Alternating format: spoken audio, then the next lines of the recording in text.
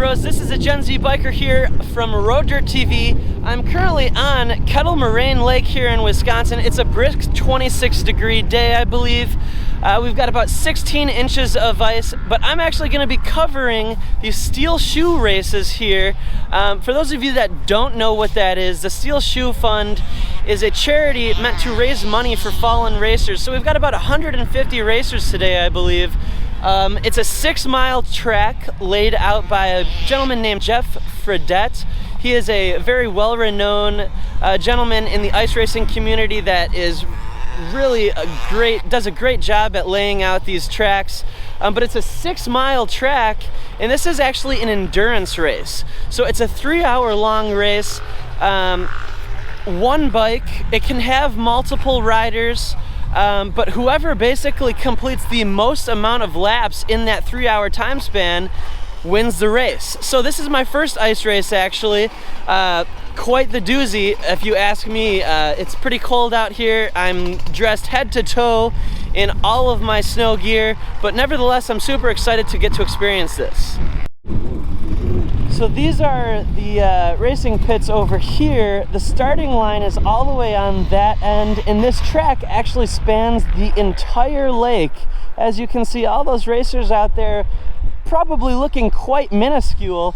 And then right here is the checkpoint that tracks their amount of laps. There's an RFID scanner that has each bike on the number plate actually has an RFID card that makes sure to keep track of the amount of laps that they're doing. So now behind me here is the race pits, and then all the way at that end is actually where the race is gonna start.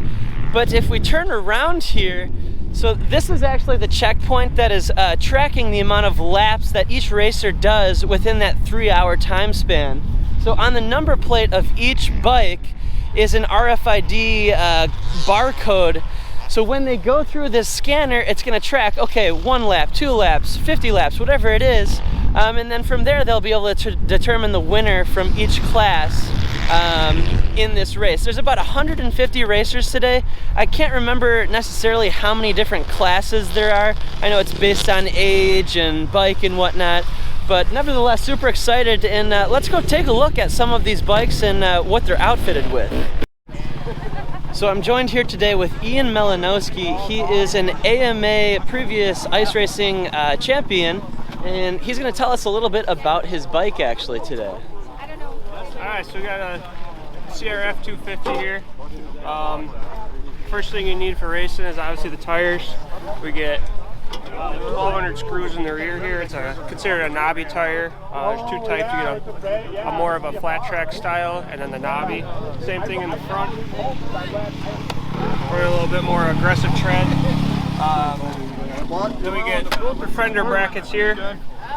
Those go through a lot of beating in the 3-hour. Yeah, we'll see. 3-hour, we run a bigger tank. This is about a 3-gallon tank. Other than that, it's pretty much just a stock motocross bike. And then you have to have a tether run a tether in case you go off, your bike shuts down with you. Now, how many screws are in these tires again? You said? I would say about like 600. I've heard. Yeah, probably 600 to 800 in the rear, about 400 in the front, maybe 500. Okay. And you know, racing in general, I'm sure you've been down a couple times. Oh yeah. Is that correct to assume? Yep. How's that differ going down on ice to you know, being on, you know, like flat track or whatnot?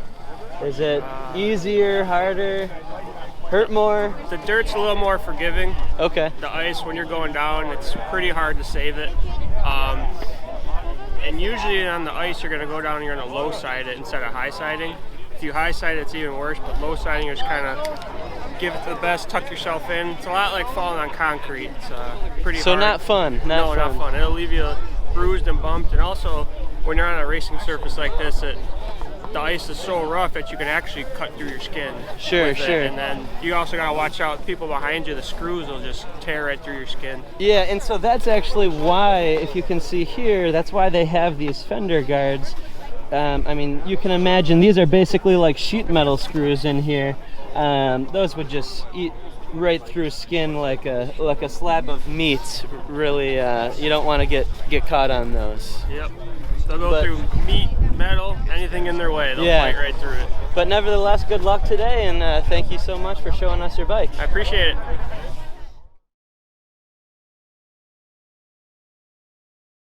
So now, because of the inclement weather, many of these guys are trailering their bikes here in big panel vans or trailers.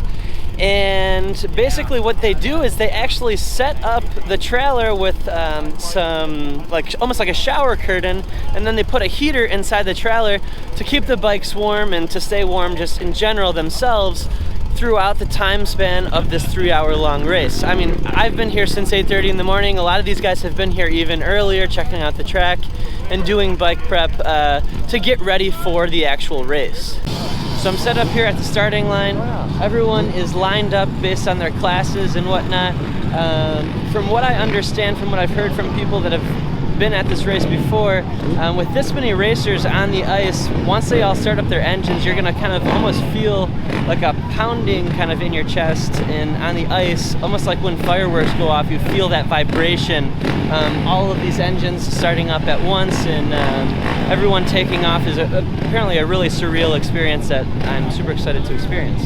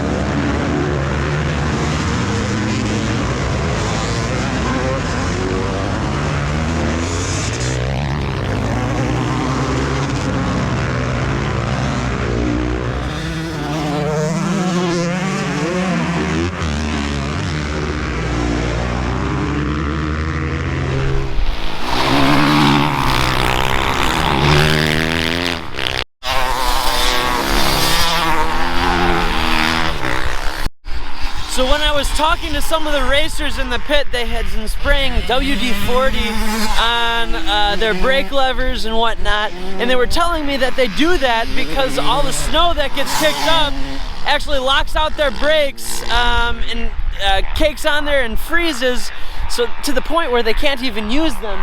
In particular, in this corner over here, it seems to be that there's quite a bit of snow built up on the track, and people keep sliding into the snowbank on the outside corner. So as I mentioned before, this corner got so bad that mid-race they actually are pulling out one of the plow trucks to clean off the track as these racers go by. And I would say that's definitely a hazard for a racer. So I managed to find a really cool spot right by the finish line with the RFID tracker, and got like a really cool angle of all of the racers coming around this hairpin turn. Just watching this though, it really makes me want to, get a bike and some tires and start practicing on my own and kind of maybe eventually take up the sport of ice racing. Now, for those of you that don't know, this ice race, the Steel Shoe Ice Race, is one of the biggest and most prestigious races around. As you can see, the major crowd in the background here. Right there. Oh, perfect.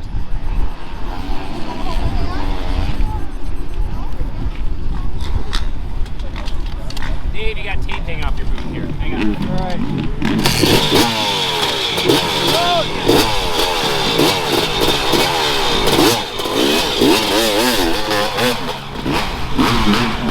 So we're just about 3 hours into the race. We do have the white flag out, now letting the racers know that they are currently on. They're going into their last lap of the race.